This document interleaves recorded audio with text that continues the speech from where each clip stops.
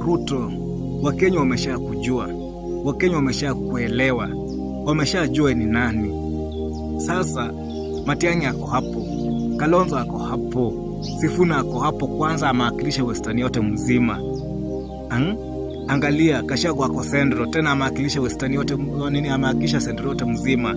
Sasa Ruto, hawa watu wamekuamulia ni kuenda nyumbani.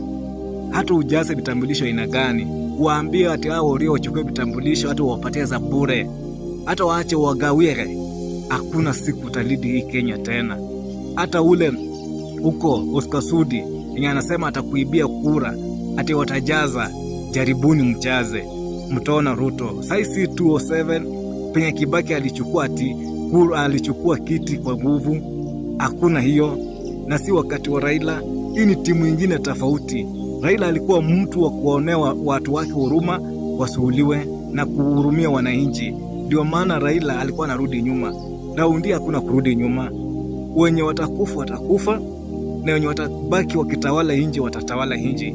Hasa msijaribu kusema mnaiba kura za 2027.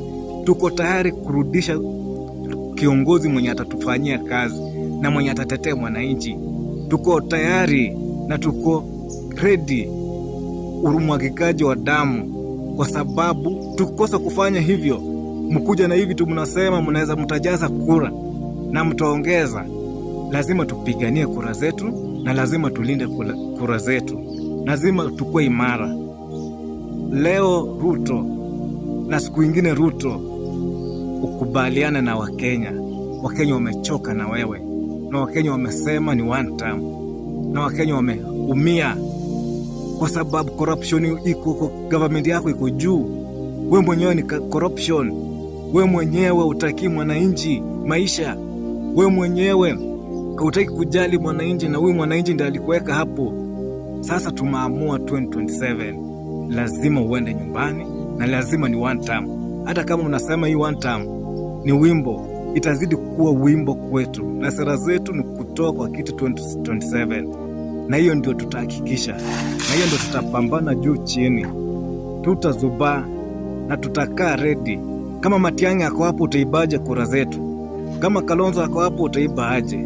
Ni vingumu sana kuiba kura za 2027, na tuko tayari. 27 mtu asikudanganye.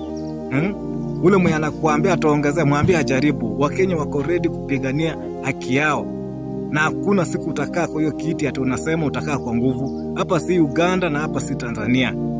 Katiba yetu iko tofauti, na sisi tumeendelea kiakili. Kenya si nchi ya kuchezea.